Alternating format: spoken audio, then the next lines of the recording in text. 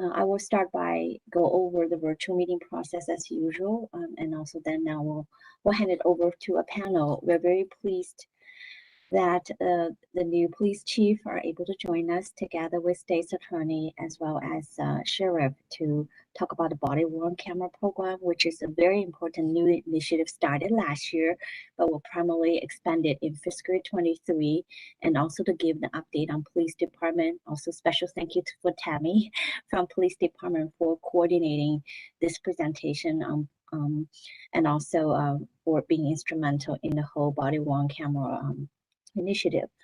And then next, Larry Twell is our committee member, is going to provide a briefing from Economic Development Authority, again, touching on very important issues on economic development as well as the county's assistance to our business there.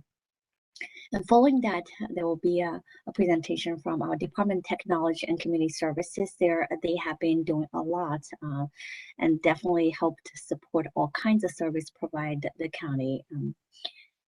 So with that, I'll quickly talk about the virtual meeting logistics there.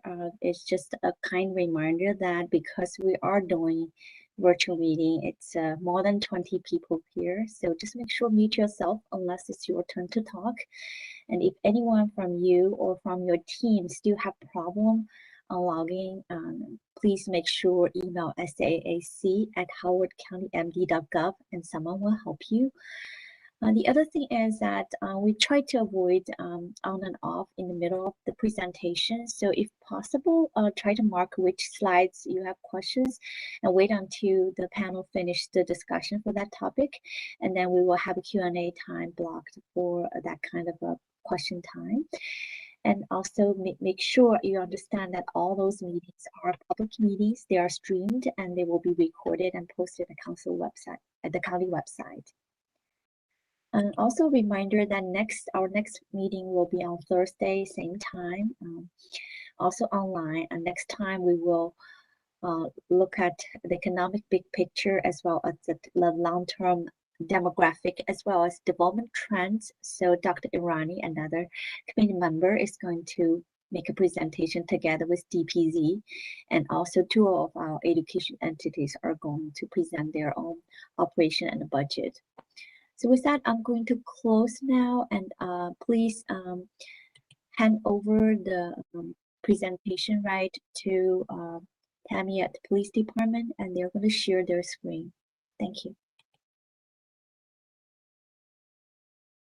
Hi, good morning, everybody.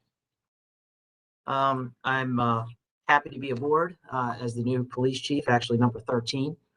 Just a little bit about me. My name is Gregory Durr. I retired here from the Howard County Police Department after 19 years. I was over with the state police where I was in the fire marshal's office as the chief deputy over there running the operations and had hand in admin also. I'm a graduate of Johns Hopkins University, and I've spent most of my time in Howard County.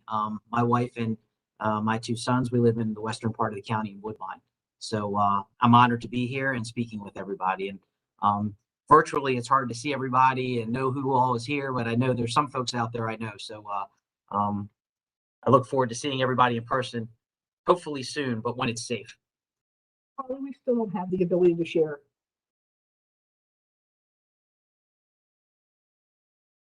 We're still waiting for the ability to share our screen. So the host, could you make sure that they can share the slides from their screen? We'll take care of that. Thank you.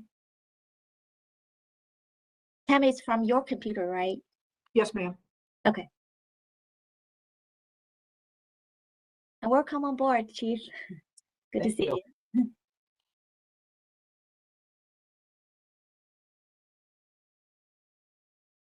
We certainly don't want to hold up. There we go. There we go.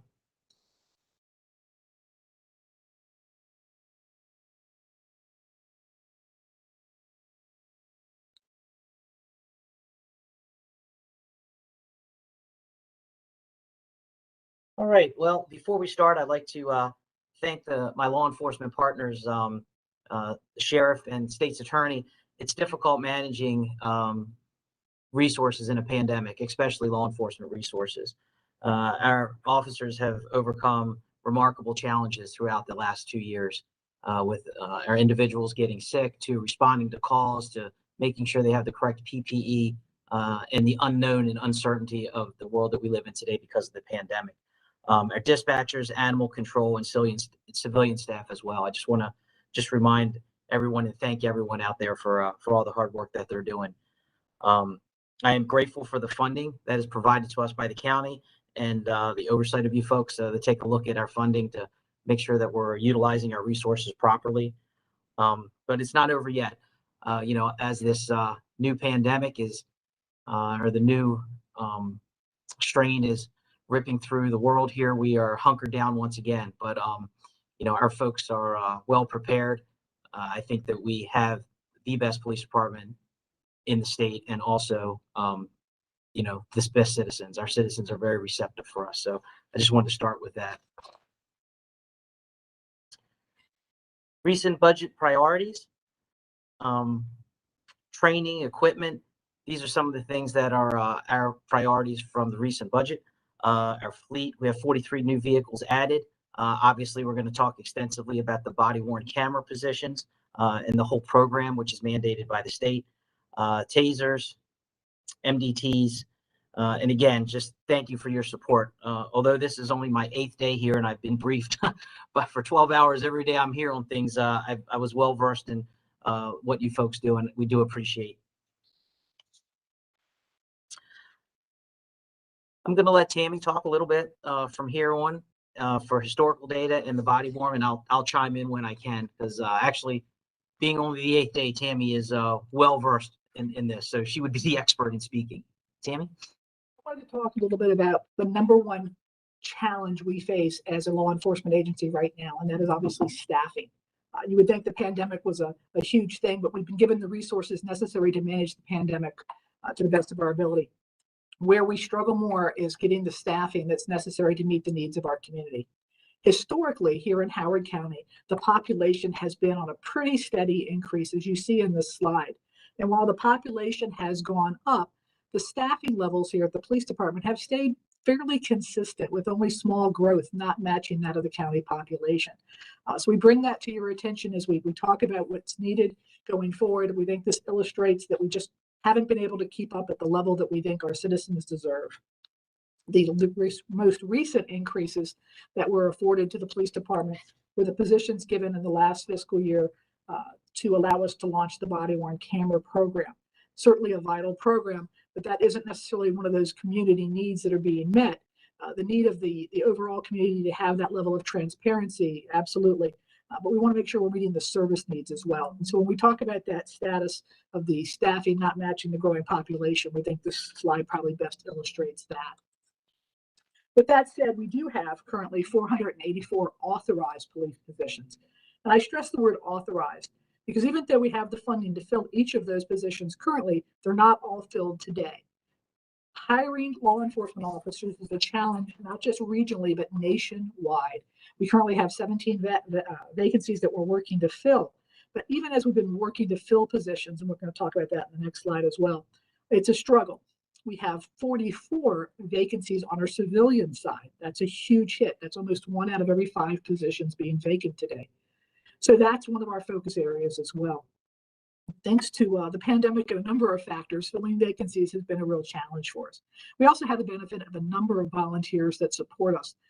Auxiliary officers who pick up some routine tasks in the field, recovered property. If we find a bicycle in a creek bed, for example, they'll be the ones who are willing to go out and get that out. So we're not tying up a police officer who needs to answer 911 calls. We also have a mounted patrol group, about 6 people with their horses, all provided to us free of charge because they want to support the community. We had to shut that down during COVID because those volunteers, we did not want to put at risk during those times. And a lot of the events they cover are large events. So we hope to see that re-engaged when the pandemic has truly gotten to a safe point for those kind of events. And last, we want to acknowledge that we have 66 current volunteers who help with animal control. They go in and they walk the dogs and they spend time with the pets. And having them as volunteers is a huge cost saving to the county. We had 85 of those pre-COVID. We're down to 66, but we're grateful that we still have that resource because it saves tax dollars. The positions that we are take one slide here. The positions that we're trying to fill. So to give you an example of how hard we worked in this last year, we offered 2 lateral classes and 2 recruit classes. For those of you who aren't familiar, lateral classes allow us to hire existing police officers who have experience with another agency that are looking for a new opportunity. We ran 2 of those classes in the last year, and we have one that will start in February, and we have about 5 officers slated for that. Chief Durr has already authorized a 2nd class to begin in April with as many officers as we can get to help booster up those vacancy issues. We are competing with so many law enforcement agencies in this area. Fortunately, we have an incredible reputation that makes us one of the premier agencies. People want to work for Howard County. So we do take those who have shown us that they have proven skills, clean record. We're grateful to get them in because we can put them on the street quicker than a new recruit that has to go through the full 6+ month academy. With that said, we will be running academy number 47 in July. We already have 15 solid applicants for that class, and we're hoping to have even more by the time it's filled. As you'll see from the screen, the 2 full academies we ran, class number 45 with just 6 recruits and class number 46 with 12 recruits. We'd like them to be higher. The standards for becoming a Howard County police officer are very high, and the available resources in that recruitment pool right now are not. So please keep all of that in mind as we move forward with those staffing type issues. That takes us to body-worn cameras. Did you want to do an intro, or can I just keep rolling? So, Go ahead, you're the expert. so most of you have heard me speak over the last 2 years about body-worn cameras. We have fought for budget funding. We have fought for approval from council. We have presented an incredible amount of information. This is a new program for us here in Howard County, but it's certainly not new to the overall population. We are at a point in the nation where people expect officers to have body-worn cameras. We started looking at this initiative back in 2014. We did our first study in 2014. And by 2015, led by Calvin Ball, there was a resolution introduced in the county council for us to do an in-depth study to determine if the time was right for us to make the investment in body-worn cameras. An extensive study was done at that time. We had partners from across the county. And I want to stress a little bit about partnership. One of the reasons the Howard County Police Department is a successful agency is we have done so well at nurturing and promoting strong partnerships, both internally with our allied agencies here within the county. We partner very strongly with our sheriff's office, our state attorney's office, and the Department of Technology and Communication Services. All of those pieces come together to make it possible for even us to advance a program like this. But back then, in 2015, 2016, when we looked at the technology, we saw that it would be a benefit to officers and a benefit to the community's confidence and transparency considerations. But what we didn't have at that time was a high level of complaints. And we're very proud to say we don't have a high level of complaints today. Our external complaints are almost always under 20 each month. So it's hard to justify, it was hard for us at our mind at that time to justify such a huge investment in cost and technology when there wasn't a community outcry. There wasn't a number of complaints to drive it forward. Unfortunately, a number of national events started taking high-profile visibility. So the climate changed, and it didn't matter that Howard County Police is low on complaints. It has a great reputation. What matters is there's a nationwide concern about what's going on with body-worn cameras, transparency, and the availability of video. There's not an incident today that's going to happen that people don't immediately want to see the instant playback. They want to see the video. And that's become the very expectation of every community. So here we are looking at the need to bring this forward. So we were fortunate that Calvin Ball got it on the radar when he did. We started doing the investment in research. We did the field test. The field test helped us identify the best possible product, and those recommendations came forward. The next big hurdle, obviously, was funding, and we have appeared before on this topic. It's not an inexpensive program to run. We recognize the value of it. We recognize what it brings to bear to help with the confidence and transparency with our community. We also see it as a level of protection for our officers. This last couple of years, police across the nation are taking quite a beating, and it's important for them to be able to produce the video that protects them. It's like another layer of protection for our officers who can provide the video that shows that their actions were indeed consistent with the policy, training, and expectations set. So that's why we're at a point where we're ready to do this. And even if we weren't at a point where we were ready to do this, state legislation passed this last year mandates every agency to get a body-worn camera program stood up. I point this out because we were ahead of the curve in trying to get ours up. By law, we'll have to have it up by July 1st of 2023. We have every anticipation of having it up a year early by July 1st of 2022. This is relevant to you all specifically because when we were working on plans, we were doing it based on our expectation that every officer wearing a uniform such as Chief Durr, who's out in the field, would have a camera to record their interactions. The law, when passed, took it one step further. They basically want every officer to have a camera for every interaction. So when we did our original budget request to you, it was for 300 units, for the 300 officers who were routinely out on patrol, community engagement, those officers who are out in the field. The law, again, takes it a step further. So in the new fiscal year, here we are again, asking for additional funds to take us from 300 units to the additional 190 units so that every law enforcement officer in the police department, and again in the sheriff's department, we'll talk about our partners there, will have a camera available to record their interactions. I just wanted to add one thing. The 20 external complaints are a year, not a month. Oh, did I So, say yeah, month? you said a month. Oh, no. I know there's probably some notes going on there, but it's probably less than 20 if 20 a year, not a month. Go ahead. I'm sorry. Very important correction. I'm grateful that the chief caught that. I do not want anyone thinking that we're generating that number of complaints a month. But I'll tell you this, sadly, if we were, that would still have us in the area that many police departments see. We are dramatically less than the other jurisdictions in the area. At big cities such as Baltimore or Washington, D.C. are seeing a huge number of complaints driven by a lot of factors. The level of training, professional expectation, and performance here, our complaints are much lower. So thank you, Chief. Nope. So talking more about the body-worn camera program, what you see on the screen might seem complicated and a lot. And it is. This program is a lot to bring to bear.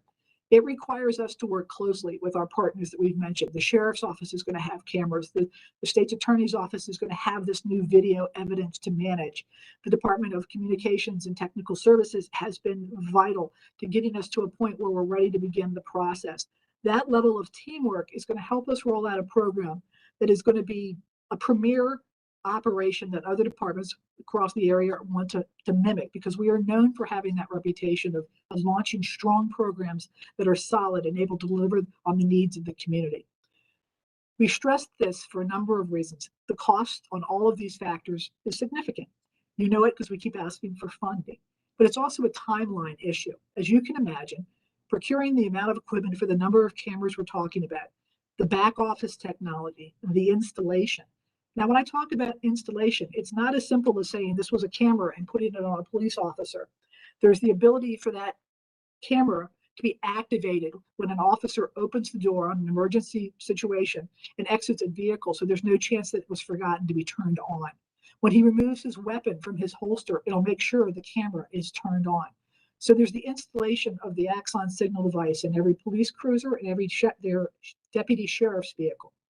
It's going to take time and resources to make that happen. The shop here anticipates being able to do about 5 cars a day. We're talking over 300 cars. So you can imagine that that alone is a 12-week process to do the install. We have to have an incredible policy in place that represents the needs of the community, the needs of law enforcement, the needs of the court. So we're working in partnership with all the stakeholders to make sure our policies are in place and reflect those needs. We've obtained input from the community to make that possible, and we'll continue to do so. In a number of months, we'll be ready to begin training. We're going to start some training at various levels now, but by the time spring comes, we anticipate being able to train all of the deputies and all of the officers on the use of the cameras. That might not seem like a big step, but it's huge. The policy is complicated because we have to be protecting the rights of so many people while still working to make sure we have video on every incident. There's things that have to be protected, victims, medical information, walking into schools and hospitals. There's a lot of things to take into consideration, and a lot of training will be involved to make sure that we're having a program in place, again, that meets the expectations of the county and the needs of our community. Then there's the sheer volume of video evidence that will be produced by having hundreds of cameras in the field capturing interactions. Being able to manage that video, access it when needed, provide it to the state's attorney and the court system, provide it to the community and the media when it's appropriate. Redacting information that has to be protected requires both staffing, training, and technical resources. So we're working on all of those steps. Again, it's not as simple as saying, yep, I can hand over that video right this second. Every video has to be watched from every moment of the interaction. There could be something that is revealing personal information, victim information, the passcode to the detention center might be typed in and caught on the video. So we have to have people who can watch every minute of the video, redact those things that are not releasable under Maryland Public Information Act law, and make it appropriate for release. We've been given the authority to hire the initial resources we need in our record section to do that.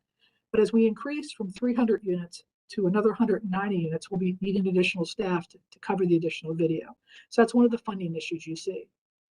None of this can be launched without a great public awareness campaign that makes the community know what to expect when somebody shows up with a camera on them, and the court system to know how to react to the volumes of additional video evidence.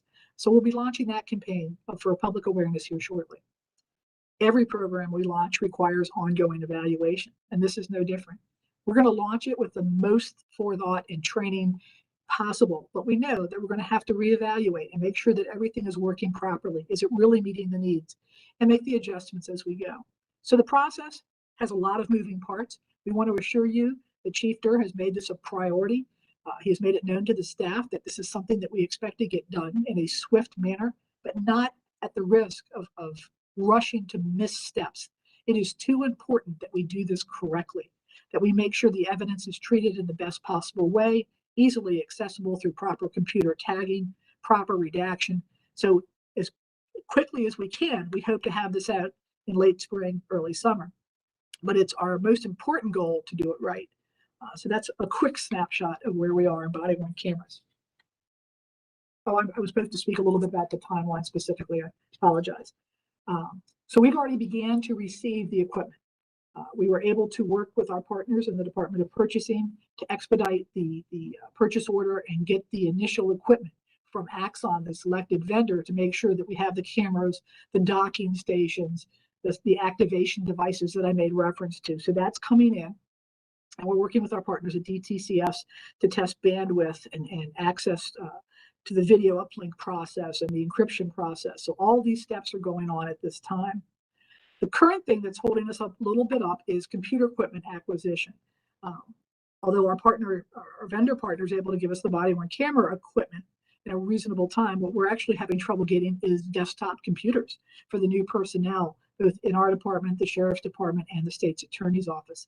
They have to have computers and large enough screens to monitor the video, and supply chain issues across our nation are delaying us in that regard. I mentioned a little bit about the installation process for the vehicles and getting 300 cars through the shop for that install, and that's at least 12 weeks of time and coordination. We're working quickly to hire the personnel that are needed to manage the program. Chief Durr has selected the lieutenant who will lead it here in the police department, but there's also officer resources that he has to identify, and the hiring of the civilian personnel who will process the video, and those selections are being made. Our partner agencies can talk a little bit momentarily about their hiring processes as well. We also know that there is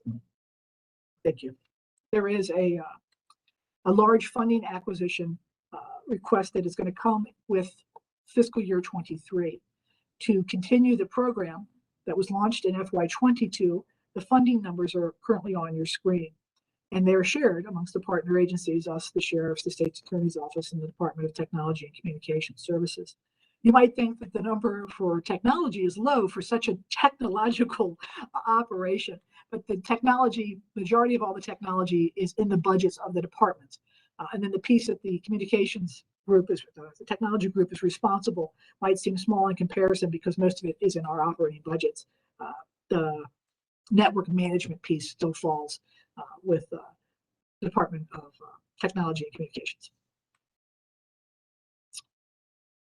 So at this point, the chief and I would love to surrender the mic over to our partner with the state's attorney's office. Good morning, everyone. Hope all is well. Hope you can hear me. first off, I want to say that I appreciate the partnership that everyone has brought to the table to bring the body-worn camera program to bear.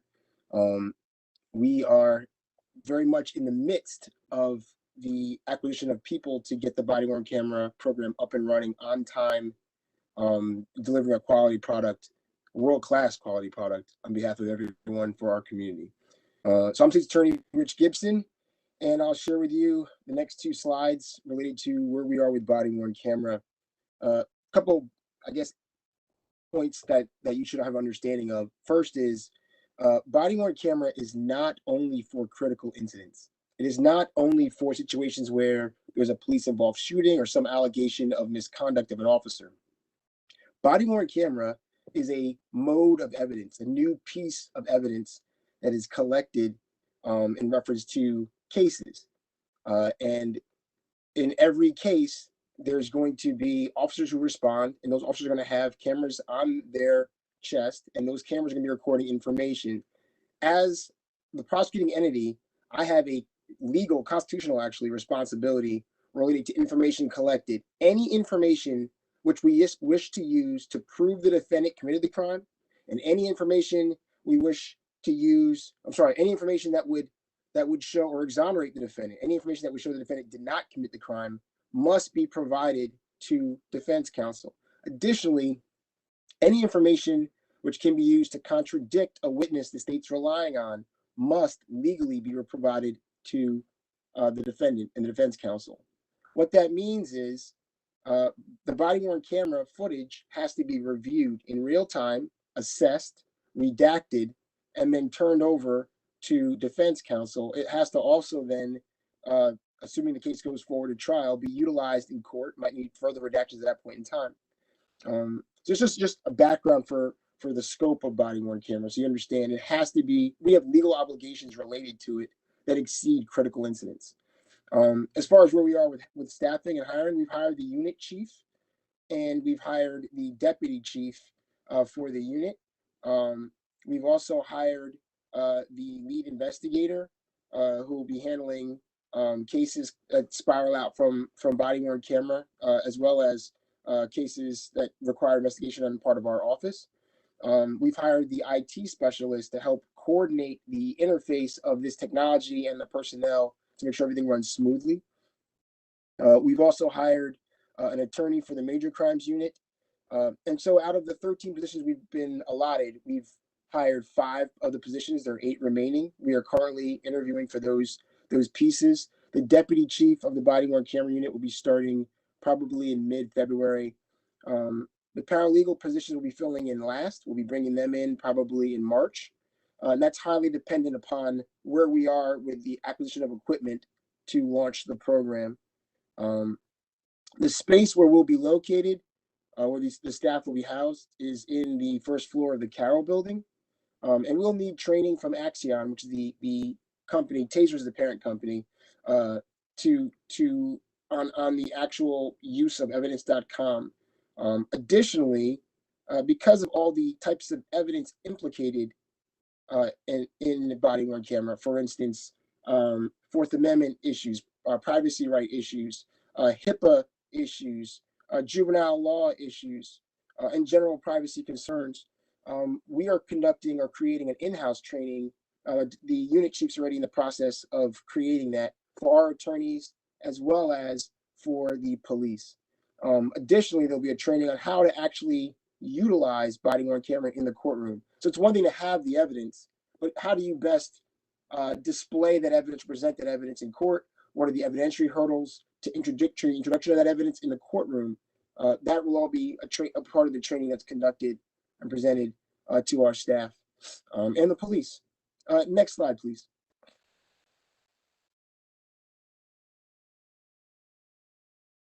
Thank you. So this slide is a workflow, and it's moving clockwise, displaying like what the actual workflow will be like related to body-worn camera, and it'll give you a sort of better appreciation for how this all will come together. So step 1 is the information is going to be extracted and brought down, provided by the police. Again, the police are utilizing some technology that is really advantageous. that is going to sort of pre-sort all the information related to the case so that we get everything related to the case and we don't have any information that's kind of outstanding or not collected. That's important because, again, we have an obligation to turn everything over. If we don't turn it over, that could be a discovery violation, which could cause the case to go bye-bye. You could lose the ability to prosecute that case. We have to review the information as it comes in. The paralegals in the body-worn camera unit, originally we were staffing for 4 paralegals with 2 supervisors, one, the deputy chief and the unit chief, going to be reviewing the information. The paralegals will examine the body-worn camera footage and tag or identify key moments. At 5 minutes into the 3rd video of the 5th officer who arrived on scene, you see a gun in a car. At 5 minutes and 30 seconds in the 4th video from the 8th officer who arrived on scene, the defendant made a confession. All of that has to be located and sorted so that you can kind of condense the acquisition of information. As the police alluded to, because their numbers of officers wearing cameras are increasing, my office is going to need more paralegals to review that information. And so the original information that we had was there were going to be about 300 or so Howard County police officers with body-worn camera, approximately, another approximately 100 sheriffs with body-worn camera, and then approximately 30 or so state troopers in the county that would have body-worn camera at any given moment in time. That number has increased and has increased by over 150, so increased by about 50%. And as such, we need, as we're asking for 4 paralegals, we'll need probably another additional 2 paralegals to sort through all that information. After the paralegals review the information and tag key moments, redacting information that's extraneous, they will then move on to step 4, which is to transfer that information to the assistant state's attorney who's actually prosecuting the case. The assistant state's attorney who's prosecuting the case is the one who is legally responsible if the information is incorrect, if they haven't turned everything they're supposed to turn over, if there's anything that's outstanding, they're the one who's legally on the hook. Their law license is in jeopardy if they don't properly process that information and give the defendant everything they're entitled to. And so they're going to review that footage to make sure that it's been properly processed. Once they concur that all the things that need to be extracted have been redacted, and that everything that's key, that's important, is supposed to be in there is in the video, they will then tell their paralegal to send the discovery out to defense counsel. That's done through a link which allows them to review and see this high-def video once defense counsel or the defendant get the information. The next phase is obviously preparation for trial. So just information is required to be turned over to defense, but not all information required to be turned over to defense is admissible in court. It's a separate, if you think of a Venn diagram, it's a separate Venn diagram, a separate circle. So you have a universe of information that's required to be turned over to defense, and then a judge can decide, you turned over an hour and 40 minutes of video, however, only 20 minutes of the 3rd video I will allow in, and only 5 minutes of the 5th video, and I'll allow a full hour of the 8th video, right? The judge makes those determinations, and then that video is then further redacted by our office, submitted to the jury if it's a circuit court trial, or the judge if it's a district court trial. And then post that point in time, we have to store the body-worn camera footage for the required period of time. And so that's the logistics and the workflow of body-worn, kind of like the life cycle of body-worn, where it comes in, how it's processed, how it's turned over to defense, how it's used in court, and then how it's stored in case there's any appellate issues or any issues raised related to the conviction. We need to have a copy that they can then look back at to say, yes, the judge made the right ruling. Yes, this information was properly turned over, or no, this information wasn't properly turned over, or no, this judge made the wrong ruling in this case, and X should have been admissible versus Y. So that's kind of a brief summary of where we are. As far as, again, progressing through, we feel like we're moving forward at a reasonable pace to deliver a world-class program on behalf of the community in Howard County. Thank you. Thank you, Mr. State's Attorney. We appreciate that. And we appreciate the strong partnership we have bonded throughout the process of getting us to where we are. That partnership extends to our sheriff who is with us today. He has yielded his time pretty much to us because the processes for the police department and the sheriff's office will be similar, and then everything obviously is the same when it reaches the state's attorney's office. So with that said, we're going to move away from the body-worn camera discussions a little bit. I know in the interest of time, I'm going to move quickly.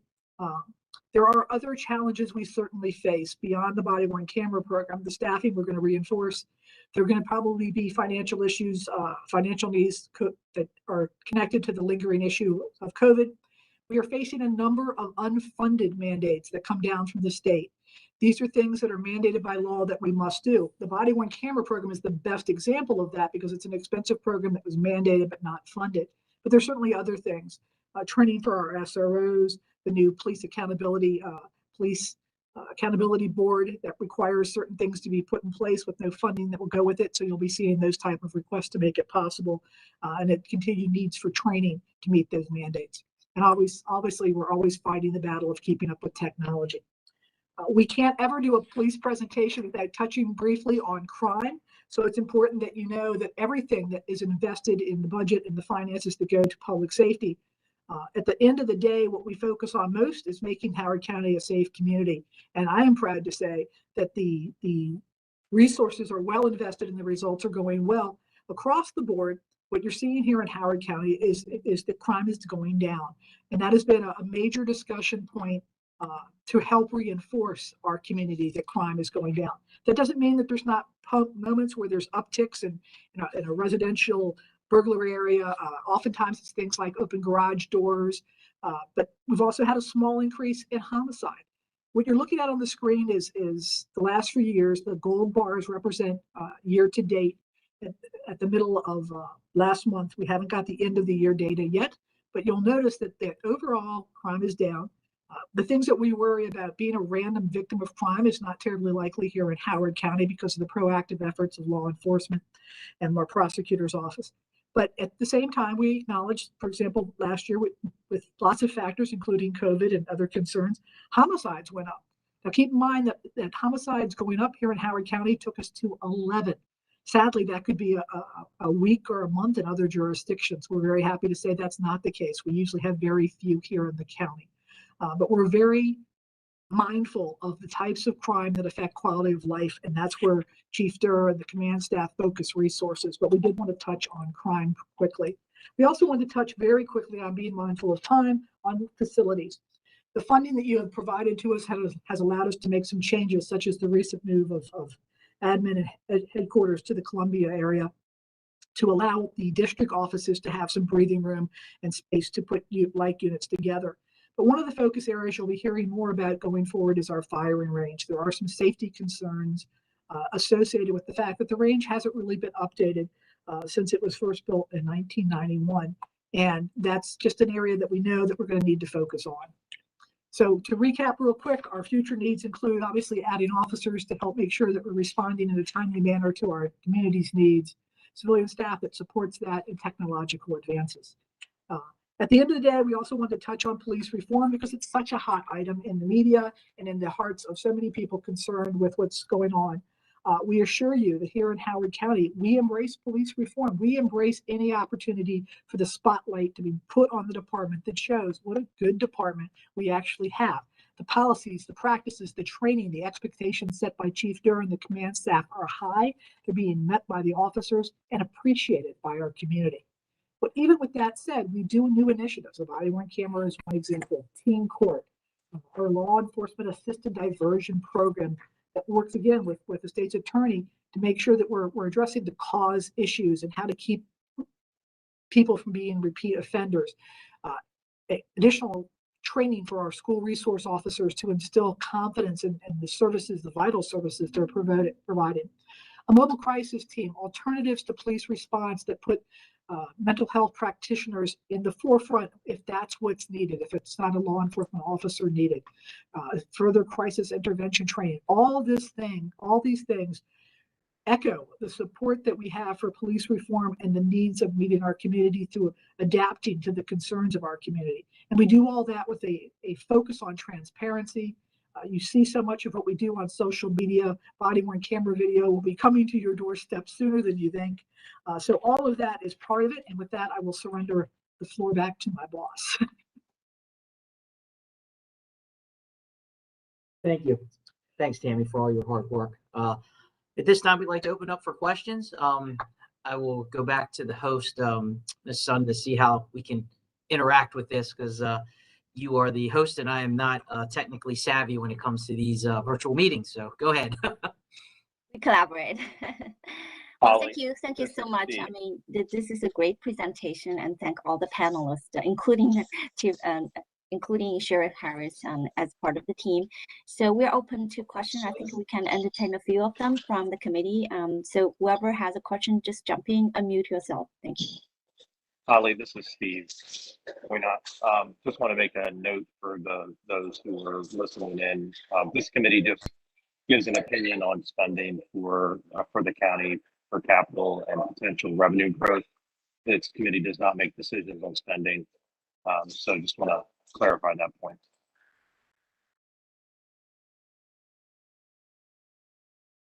Hey, Holly. Yes, go ahead. Good morning. Steve Hunt here, or on this committee, the other Steve. Just a quick question for you, Chief. Toward the end of your presentation, you talked about some of the challenges and staffing. I was going to ask you about that because I have friends of mine who are in the DC Metro Police, and they're constantly being pilfered by our federal law enforcement. So I know that is an issue with law enforcement across the board. But another challenge you mentioned were unfunded mandates and some of the things that come down from the state. Do you guys have a sense of what that amount might be for the upcoming fiscal year? So I know just from rumor mill and from talking to my counterparts in other counties and working for the state is that they are going to have some type of they're going to make some type of clarification on a lot of these laws.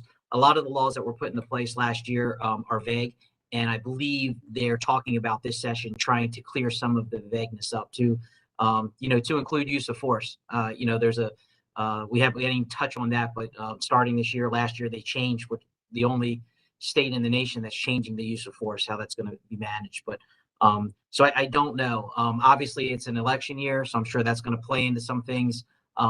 But I don't. I wish I knew more about that, but I really don't. I just know that a lot of times, and we're not unique in Howard County. So coming from the state, working there for almost 5 years, the legislation puts forth law, and sometimes they just don't have the funding mechanism behind it, so we have to absorb it.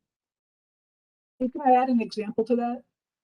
So in the last legislative session, they mandated that every 2 years, each law enforcement officer have a psychological assessment.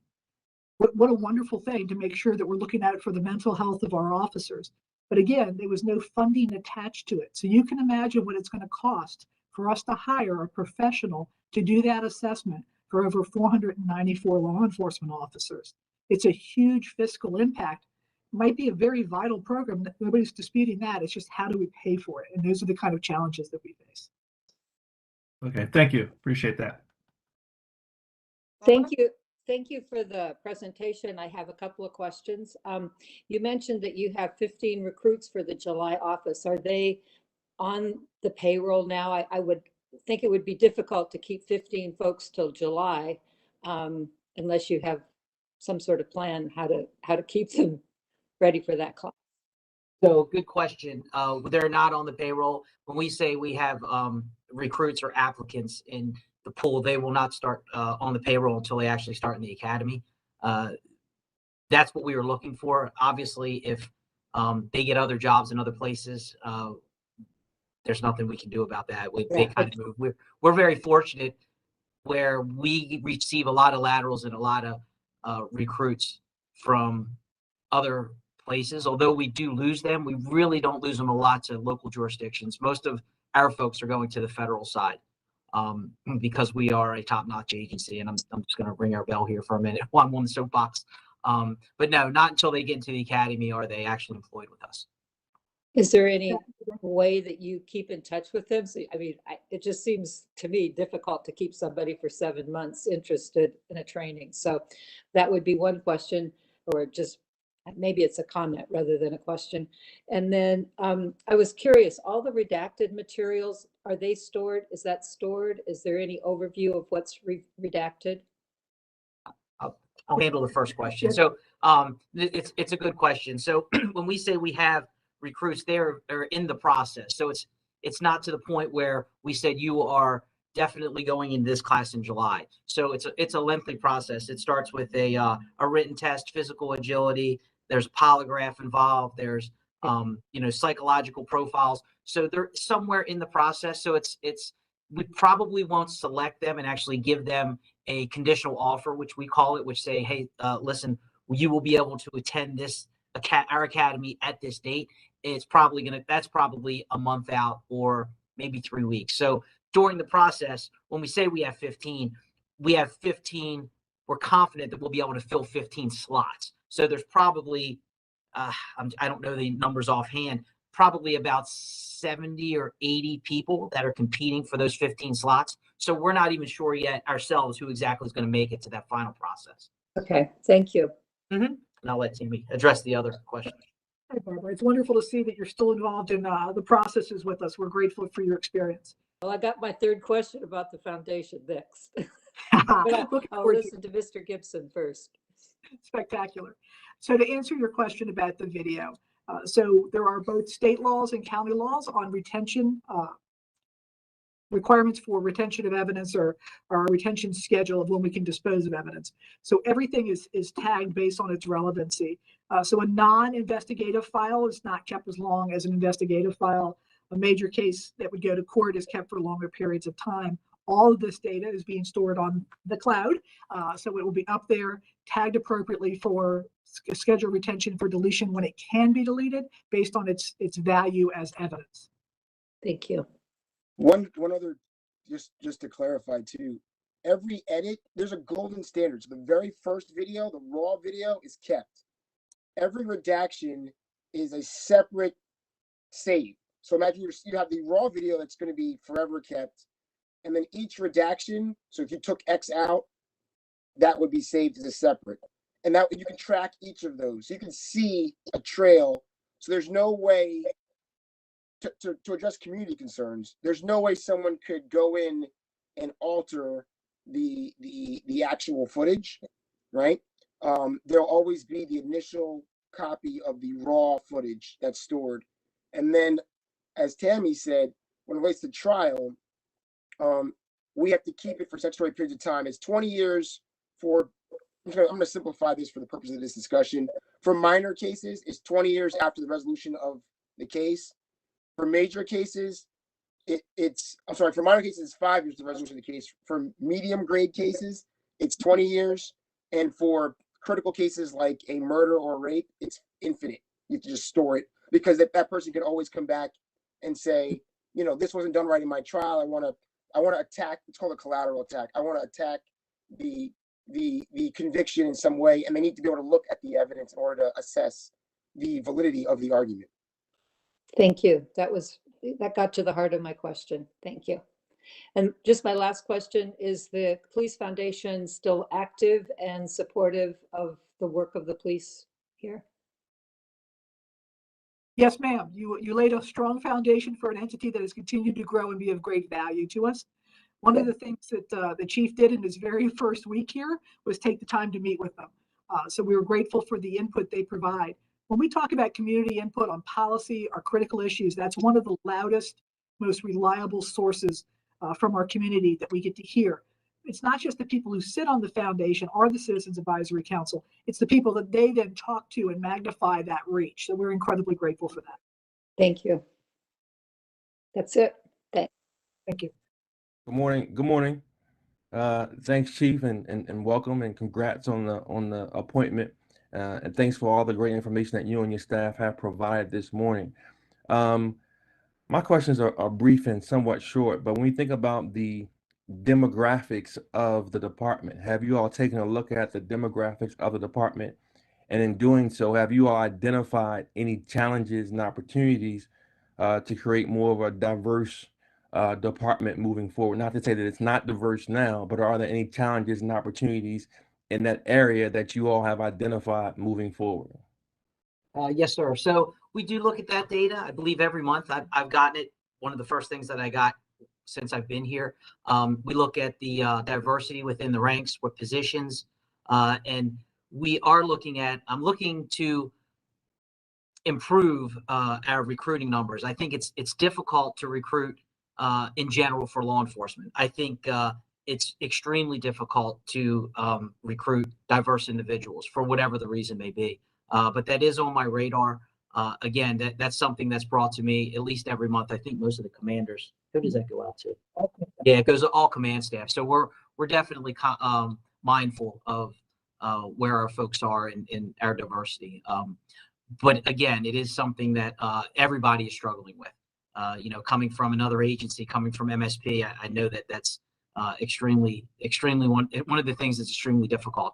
But on the bright side, we have a lot of folks that want to come here. We have a great agency. Our pay is top notch. We have great equipment.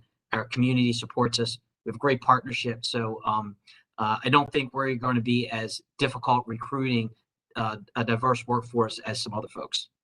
I would just add to that even if for some reason it wasn't on the chief's radar, which he's already assured you that it is, we are an agency that is accredited by the National Accreditation Board. And so one of the requirements, one of the standards set by CALEA is that our demographics, our agency must reflect the demographics of the community we serve. So not only do we look at it on a monthly basis, the Commission on Accreditation for Law Enforcement Agencies checks every year to make sure that the numbers that we have are a reflection of our community. And where they might be underrepresented, they want to see the steps we're taking to match the representation. Thank you so much, everyone. This is a great presentation, a wonderful discussion. For sake of time there, we have to go to our next speaker, but thanks again and the team and for great discussion and information there. Appreciate it. Our next speaker is Larry from EDA. Can the host please hand over the presentation power to him?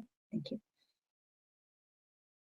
And Larry, you have about 30 minutes between presentation and Q&A. After that will be DDCS. We have a hard stop at 9 o'clock because many of us have to go to another meeting by then. So thank you. Good. Okay. Can you hear me? Yes. Okay, great. All right. I'll be trying to be as brief as possible, give you an overview of Howard County economy. A lot of this is obviously going to focus on the effects of the pandemic and what we're seeing. Just going to start off with some employment statistics. Let's start with, just for context, a 10-year Howard County job growth. And you can see, this is a cumulative track of job growth over the past 10 years. We were, had healthy job growth, good increases year over year, really starting to, do well. And then the pandemic hit, and you can see how we're starting to climb back out of that. We'll take a little bit of a closer look at that. This is over the last year and the numbers that we've got the most recent data for. Index back to just before when the pandemic hit, back to February of 20. And you can see how Howard County compares against Maryland and the US. There's no presentation, Larry. Yeah, I was going to say, Larry, your screen's not being shared. Oh, hold on.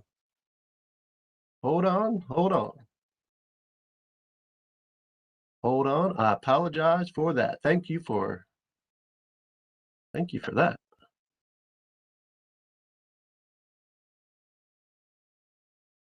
Better? You're good. Oh, there we go. Okay, thanks for thanks for the hook.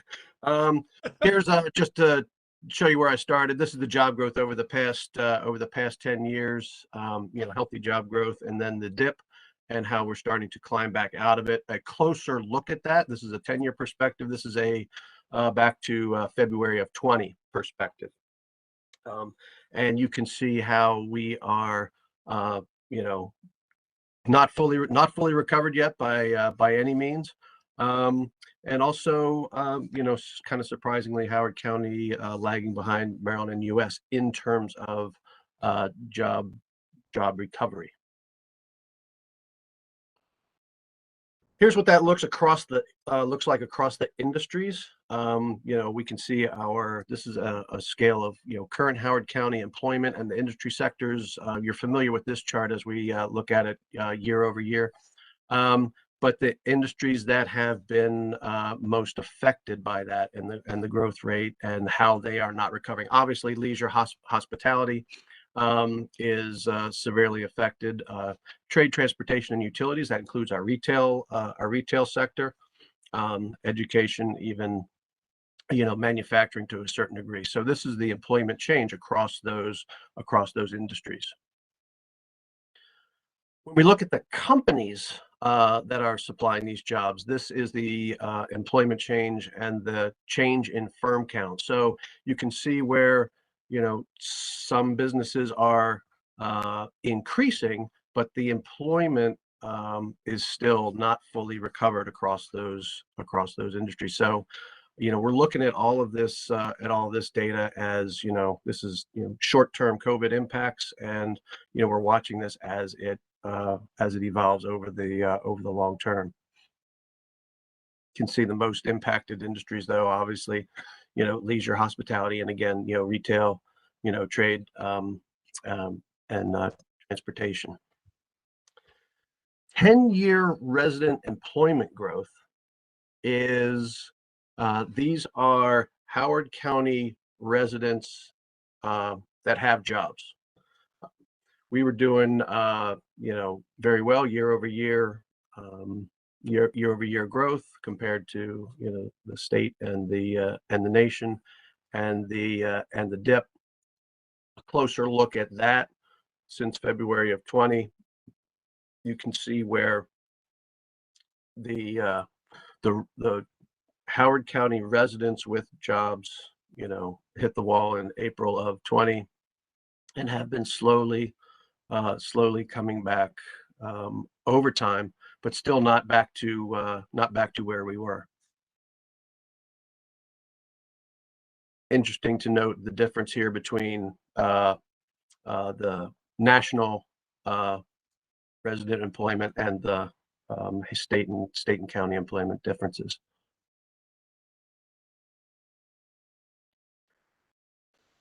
This is a look at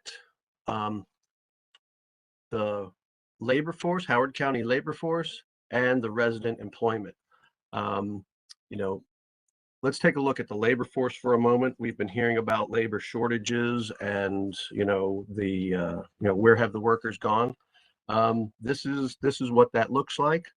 And then the blue line is the Howard County residents that have jobs. The two lines are getting closer together. That's good news. But the biggest issue here is the entire labor force really has shifted down. So we can attribute that to a lot of factors we can talk about. But the good news is those two lines are getting closer together. More of our residents are getting jobs, but the labor force in total has shifted downward. So it's that relationship between the labor force and who has jobs. Now, the folks that are in the market looking for jobs or have jobs, that's our unemployment rate, and we are back to pre-pandemic levels. The last time we were at sub 4%, was back to the July 16 level. So unemployment wise, we're doing quite well. The bad news there is there's just not as many folks in the labor force that are able to have jobs or looking for jobs or have jobs. Take a look at commercial real estate for a few moments. This is our historical look and a look at our neighbors as it relates to our office vacancy. We were at pretty low levels there in the previous few years. Howard County being the blue line, we're starting to see vacancy creep up slightly. And we're going to talk about this a little bit later in the presentation in terms of office space. Now, office space is the vacancy rate tracks space available that has a lease that is signed. Nationally, we're starting to see office vacancy numbers creep back up as companies, reevaluate their real estate needs. In Howard County, we're higher than we were, but still it is a sub 10% number, which is still pretty healthy. Offices are obviously considering how they're using their office space, and it may not be occupied fully all the time, 40 hours a week like it was, but it is still a lease that is signed and it counts as being occupied space. So we're watching our office vacancy rates very closely. On the industrial side of things, we are at historic lows. We have more demand than we have supply for office space, really. And it really is, nationally we're seeing this, and it is a lot of it is attributed to, warehousing for safety stock. We're seeing a lot of that. And also last mile distribution, as online retailing has picked up significantly over the past 2 years. Our retail space vacancy, we're, no surprise, we're starting to see climb. You can see how historically we were sub 3% in our retail space. Now we are above 5%. So we are, starting to see a lot of that, local retail space, come on the market and be vacant, and, obviously attributed to, new shopping habits. Spend a few moments talking about the business assistance that we provided to the industries over the course of the pandemic. Close cooperation with Department of Finance, who issued all of these checks. I think we're going to have to buy them a new printer. Visit Howard County, who worked with our hotels. DCRS, who helped us with our childcare grants. The premise behind the way we did our business assistance grants was we targeted businesses that were forced to close by executive order, and were, retailers initially, restaurants, childcare, hotels, and the like. So we picked the smallest of our most vulnerable businesses, and it was a different approach than other jurisdictions took. And in the end, we provided over $21 million of state, local, and federal funding to local businesses. Over 2,300 grants to over 1,200 unique entities. And like I said, farms, restaurants, storefront retail. And we were proud to be part of the county executive's effort in his HOCO Rise program. And, I was proud of the team and everyone that was involved, because it was recognized by the National Association of Counties last year as an outstanding program, and actually was nominated and received an achievement award. Here's what it looks like in terms of the $20 million, how it was distributed. You can see majority of it, or most of it, went to the restaurant sector, storefront retail, childcare, home-based businesses, our hotels, and our farms. And we were particularly proud of the reach that it had for our women and minority-owned businesses as well. Geographically, pretty even distribution across the county, as it if we track it by districts. So we got pretty fair distribution of that funding.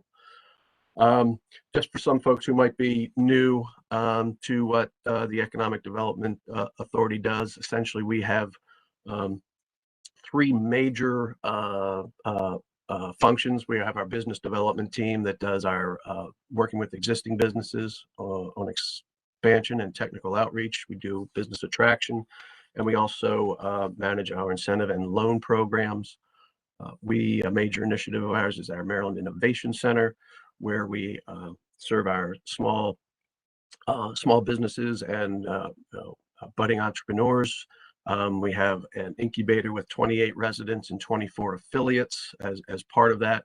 And we have open to anyone our small business resources and counseling, where we do mentoring, federal, state and local procurement, business plans, marketing assistance, and we provide our industry focused topics and events. And then our circle is our resident and affiliate groups that provide the ecosystem that fuels the energy and collaboration amongst our businesses.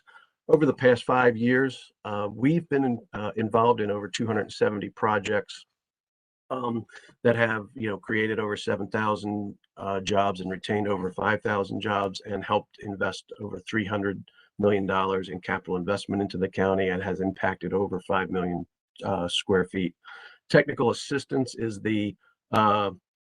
it's a majority of our work, and it is the assistance that we provide businesses on everything from permitting, regulatory, financing, workforce development, and other topics. More recently, I wanted to put up here the business development activity just to give you a sense of how it is tracking and trending over the past 3 years, and we're looking ahead to the end of this year. And keep in mind, we do these in fiscal years. So 2022 will end in June 30th.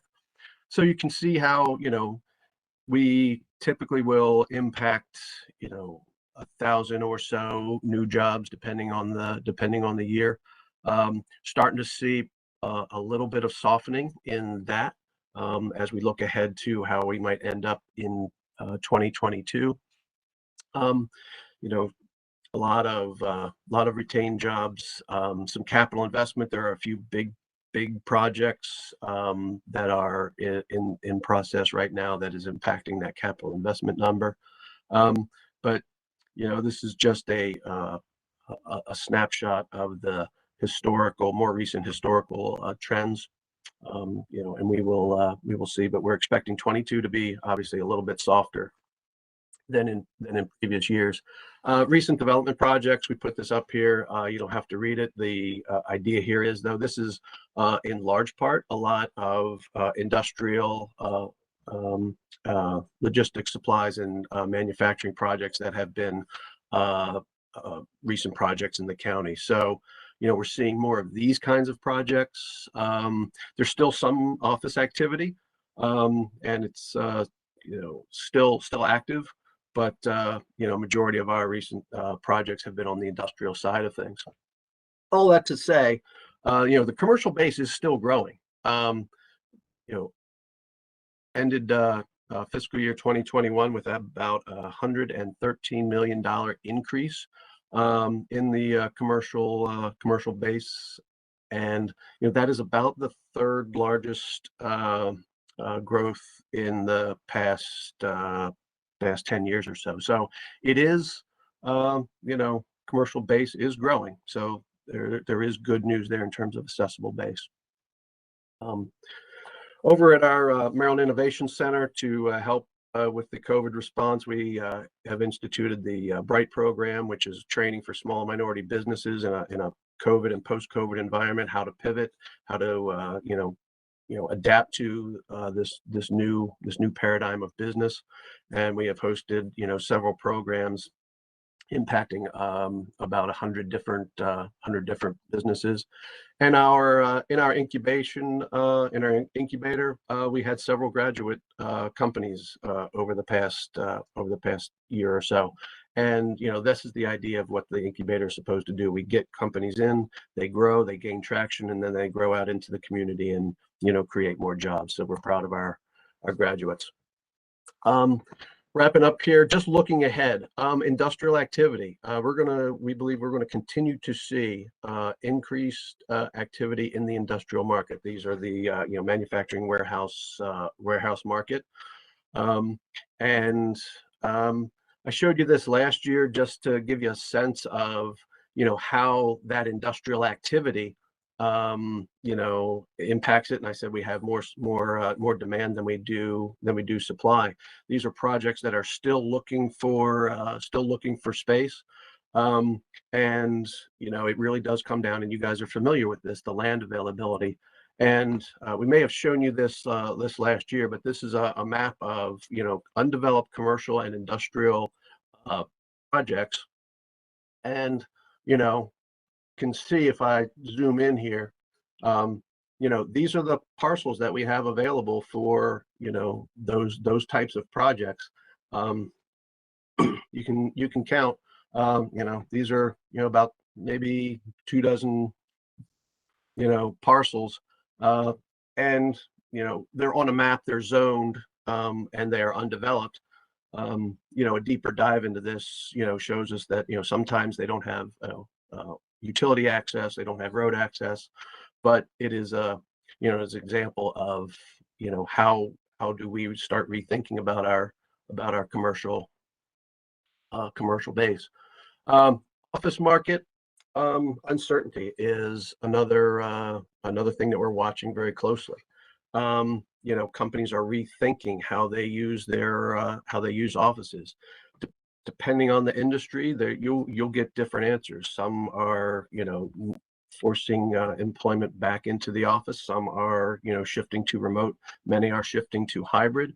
You know, industry research will tell us that the suburban office market is going to see a resurgence because, you know, businesses want to be closer to, you know, their workforce in the suburbs, and we may see that impact city offices. So it really is, I would say, early to tell. And my hunch is we will still see office activity. It'll be a different kind of use. It might be smaller footprints, but still, you know, I would not say, you know, the office market is not dead. You know, not everyone is working remote, but it is going to be a different paradigm for the office market. And what does that mean for, you know, our commercial base and our, you know, our employment centers? I still think, you know, downtown Columbia, because it is such a live, work, you know, play environment, you're going to see that activity continue to grow. And the you know, this is why we're looking at, you know, adding, you know, longer term, you know, different amenities to Gateway. So, you know, we're still seeing leases get signed. We're still seeing office construction. So it's, you know, it's uncertain. And, you know, just because you hear a lot of, you know, remote work, I'm still putting a lot of confidence in our office market. And I'm going to talk about legislation for a moment. And I really appreciate your recommendations in the report last year. You talked about, you know, having efficient, predictable environment, you know, reducing cost burden on businesses to make us more competitive. And you know, I was happy to see that as one of the recommendations from last year. I would ask, you know, please, you know, make those recommendations again and underline them this year, because, you know, I just want to kind of, you know, show you a graphic here. This is not a commentary on the legislation per se. This is about the timing, I will say, of the legislation. And just to, you know, for an example, you know, the plastic bag fee and the single-use plastic ban legislation. Not a comment on, you know, plastic uses. This is really just a commentary on the timing of it. You know, I put the, you know, when the legislation was passed, up against the leisure and hospitality industry per se. And, you know, this is an industry that is climbing back out of, you know, the depths of a, you know, really, really rough year. And, you know, we're still, you know, not back to where we were, but we're adding, you know, certain things in the way that, you know, add friction to those businesses recovering. our friends at Steel Fire publicly, announced that they were closing. Part of their reasoning was, increased supply costs. I'm not saying, this is a result of that. I'm just saying, please consider our legislation on our businesses. Last year, we talked about a lot of the development regulations, and you heard from some of the industry folks about that. Leonardo and I talk about every week, and he spends a lot of his time on advocating and representing the business community on these efforts as well. So I'm sure he's got some insights on this also. So the point is, please, for this group, again, your recommendations about, cost burdens and efficient and predictable environments all contribute to building that commercial tax base that generates revenue, which is, what you guys are, focused on as it relates to, costs and debt and expenses of the county. All that to say, though, we're going to end on a little bit of a higher note here. Howard County is a great place, and these are some of the recent accolades that others have recognized us for. We're smart, we're safe, we're educated. It's a great place for jobs. So, we need to hang on to the things that have brought us to win these types of achievements and accolades and recognitions. So, from an economic development standpoint, that's all I've got to say about that. Thank you so much, Larry. And Leonardo, do you have anything to add from Chamber of Commerce before we open up to maybe a couple questions? Thanks, Holly. Excuse me. No, I mean, I guess just a little bit to add to what Larry shared at the end is just so true. I think from an economic competitiveness perspective, we certainly over the last few years have continued to be engaged in a number of discussions related to policy, some of which passed and some of which didn't. But even if they don't pass, that's still, you still have to deal with some of the perception issues. And so certainly I think that's just something for us to be aware of. And, it's a balancing act between understanding certainly, what might be the desire to, in some respects, I guess you might say, to take care of what some might call the least of these versus also what's going to create opportunities for that same group of people that you're trying to assist. And so I think it's, we have to just still be conscious of, again, perception, whether that's, again, if it's real or what have you. So I'll just leave it at that for right now. Thank you very much. Any questions to Larry? Holly, this is Joan Dreesen. Larry, Yeah, I go was ahead. wondering at the very beginning of your presentation, you were talking about job growth in Howard County lagging behind the state and the U.S. as a whole. And I was wondering if you have any thoughts about why that is. It's we kind of scratched our heads about that a bit as well. I think it's a few things. I mean, let's talk about it nationally for a moment. I mean, other states were not as restrictive as, Maryland was, and, more, they kind of got back to, opening things up a lot sooner. So I think that's part of the national narrative, I think. In Howard County, I think possibly, we're a little more maybe cautious or conservative about, getting back into work. I think some of our industry sectors, I mean, we have a lot of restaurants, a lot of, leisure, art, hospitality. I think that has a lot to do with it because those are harder hit and slower to come back. As much as we like to, we have a heavy concentration in professional business and office workers. I still think there's a large percentage of our workforce that was harder hit and it was slower to come back. Also on the labor force side of things, you know, it's no surprise that, you know, nationally and I think locally, folks are rethinking work. So, you know, we have a lot of folks retiring sooner. So I think that contributes to that as well. So that affects our labor force issue. Possibly, you know, two-earner households rethinking how they need to handle childcare or, you know, homeschooling and that kind of thing. I think that's an impact as well. Not probably one answer, but it's probably a stack of a lot of factors. Okay. No, I appreciate that. Thank you. And you know, particularly in the nonprofit sector, we are struggling right now to hire people, particularly direct service workers, but across the board, really, it's been a struggle. So I was just curious as to your thoughts on it. Thank you. Very good question. Joan. Yeah, this is Barbara Lawson. I was wondering if there's been any modeling on the loss of revenue based on the office space and the retail space that's not being filled.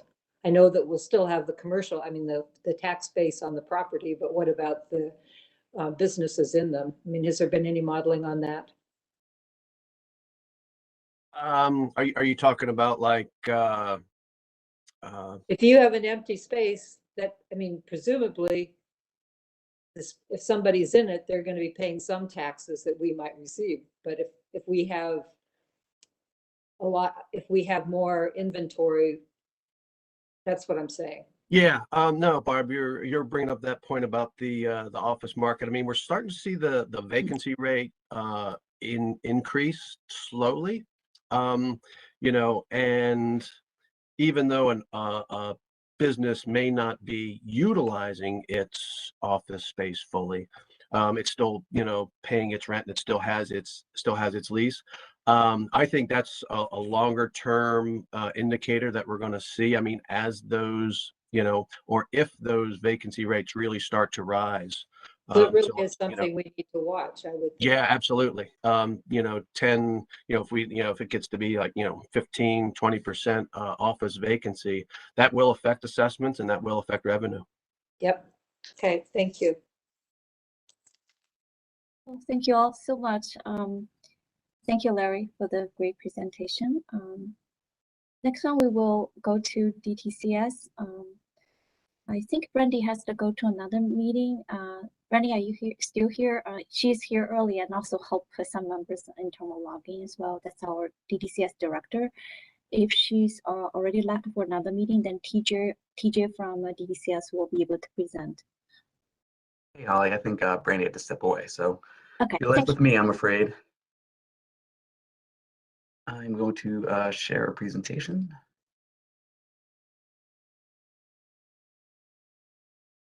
Please let me know when you see it.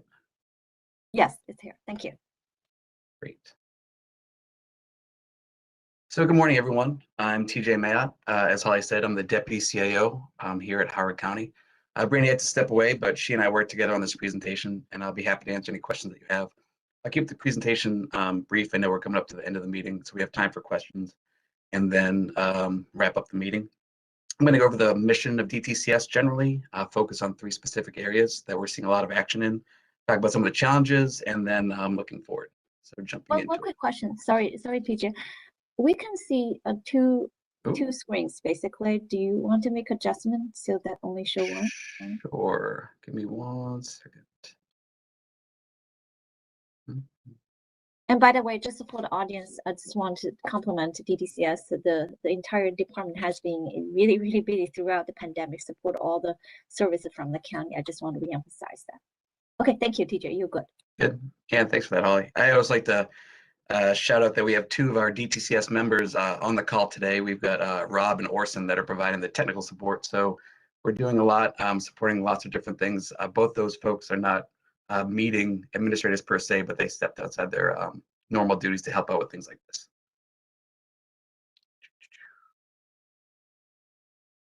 Okay, so our mission. So I like to say that IT is, of course, a business enabling function.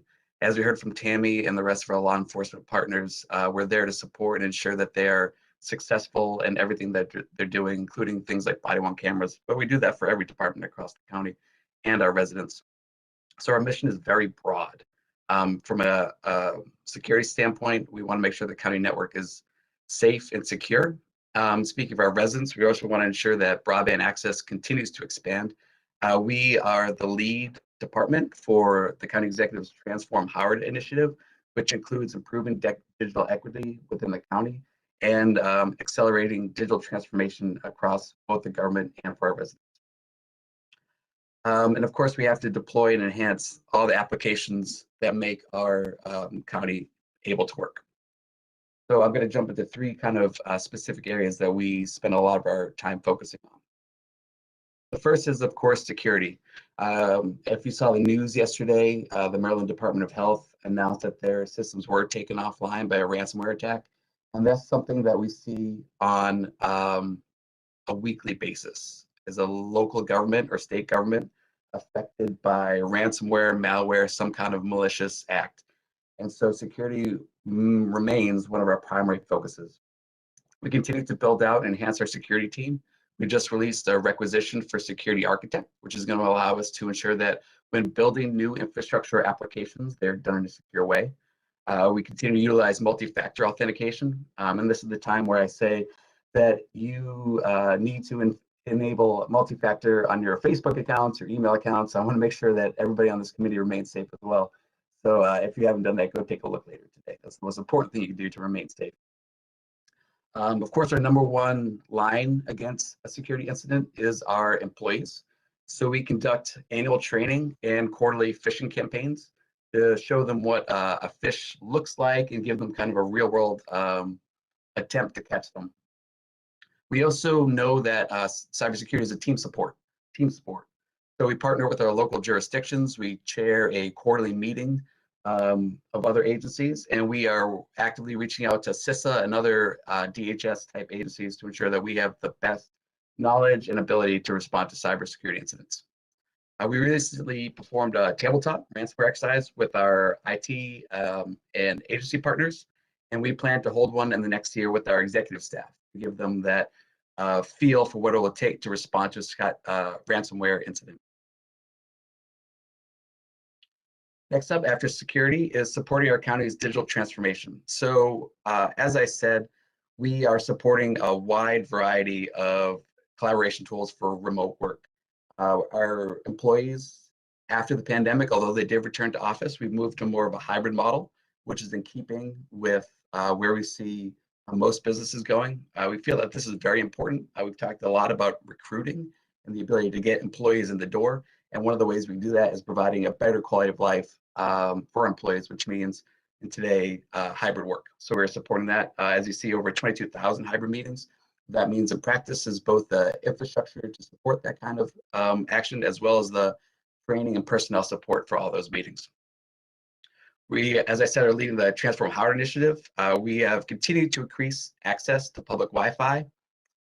We are piloting a new solution to provide public Wi-Fi to a mobile home park in Elkridge. We just got that project off the ground. And we are in the final stages of conducting a countywide digital access survey, which is going to give us on the ground truth of where additional need exists within the county. One thing that we completed over the past year that we're extremely proud of is upgrading our broadband infrastructure to support 100 gigabytes of traffic. And we are now the primary internet provider for our school system. So not only do we have the fiber infrastructure owned by the county government, we are now using that to provide internet support to our entire school system. And we did that very quickly as the school system transitioned back to hybrid last year. I like to say, as far as I know, we are the only locality providing that level of support to their school system. And we continue to provide other access and secure tools such as to all of our employees. Increased tools and functionality. So as I said, we continue to see more need for digital support for both our residents and our employees. We launched a new county website. I encourage you to go take a look if you haven't. We see over 9 million page views a year, providing our residents with information on our COVID response, vaccines, and anything else they need. We've kind of reorganized the entire website to make it more user-friendly. And we're beginning work to do the same for our county council site. Alongside that type of work, we are actively digitizing previously paper-based processes. So our first was the liquor license application. So before it was kind of a back and forth in mail or scanned and signed paper between the county council staff and the liquor license applicants. And so we're looking to bring that entirely online to make it faster and smoother for both the residents and the employees. And we're actively looking for other areas that we can do the same in. As you can see, we continue to develop new sites and other online workflows for our employees. So COVID reporting, phone stipend, and telework processes were all brought within a digital workflow. On the phone stipend, I do want to mention that we have reworked the entire phone stipend process and support, and worked with our vendor on our MiFi support, and have realized about $250,000 in annual savings by just how we reworked that entire process. The challenges. There's a lot of bullets on the slide because we have a lot of challenges. But you can sum it all up with the expectations of IT departments continue to grow. That goes from remote work to digitized process to meetings like this. It's not uncommon for us to get a call from a director or employee that says, hey, I was in this meeting with a vendor or a private sector partner, and they were able to do X, Y, or Z online, and I'd like to do the same. And it's up to us to kind of support that new mission need. And we are happy to do it, but it requires a lot of time and effort for us.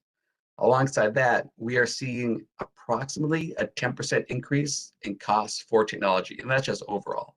That's hardware, that's software, that's vendor support. And although we show 10%, frequently it's more. The police department talked earlier about the difficulty in getting desktops for the BWC program, and I can say that is essentially every piece of technology equipment. So not only is it more expensive, it also takes longer to get. So we are having to manage end-of-life systems and plan further out, because we know we're looking at a 3 to 6 time lag in any equipment ordering, that it's also going to be 10 to 20% higher. So that's causing us to kind of rejigger how we both approach our budget and our support. This also applies to security. So as threats continue to evolve and get larger, the need for security support also grows.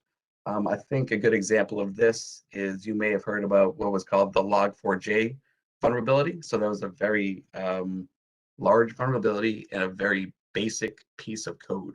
So we had to go through our entire application and infrastructure stack to ensure we weren't vulnerable to that. And that type of need is going to continue to increase.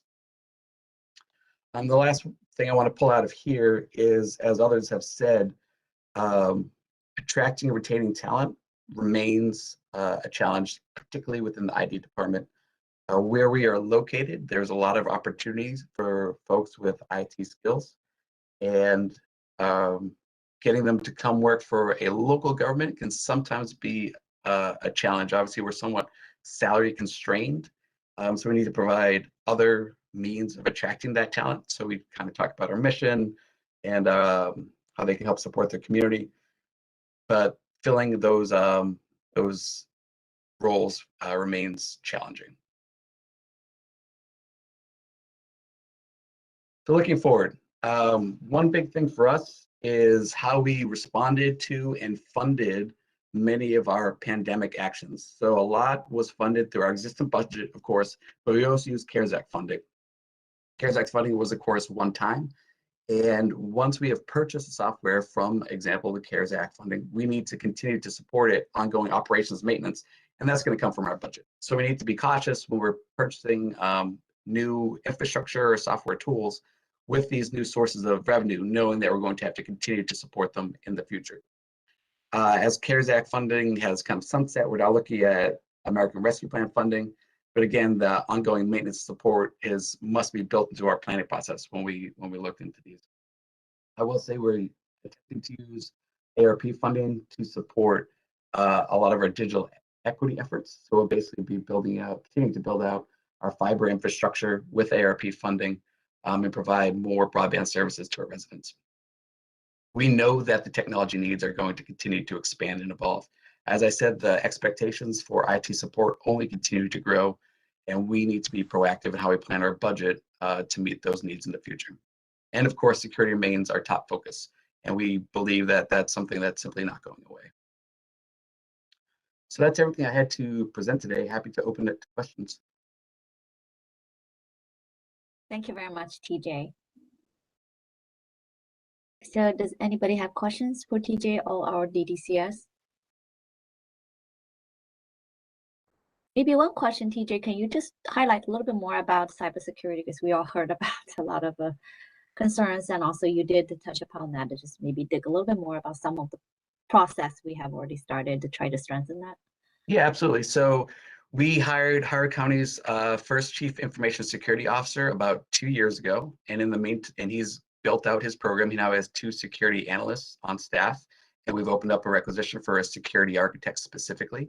The first things we focus on are developing a true incident response plan. So we now have an incident response plan that we can pull off the shelf when something happens. We've invested in what's called a security provider. So we have 24/7 coverage from an external provider, which monitors both our endpoints, so our desktops and laptops, and our servers. That's pretty new, 7 to 8 months now. And we're actually investigating bringing on another similar but different detection capability. And just so you know, I have a previous cybersecurity background, so I get really into the weeds on this if I'm not careful. We believe in a defense in depth philosophy. So we want to have several instances in which we can kind of catch any malicious actor, but also have a hardened infrastructure. So on our infrastructure team, we're looking at ensuring we have proper disaster recovery and backup technology in place. Should an incident happen, we can roll back. I'll speak briefly about cloud providers. So when we onboard a new cloud provider, we put them through a security assessment to ensure they meet kind of our minimum requirements. And we're also working to ensure that contractually that all of our vendors meet our security needs before we even onboard them. Thank you very much. If I don't get one question from the panel, I'm going to get in trouble. So someone could ask a question. That'd be helpful. I think you did a wonderful job. That's probably I guess so. It's silent. All right, thank you so much for the rest of the group on that. Does anybody have comments or quick questions there?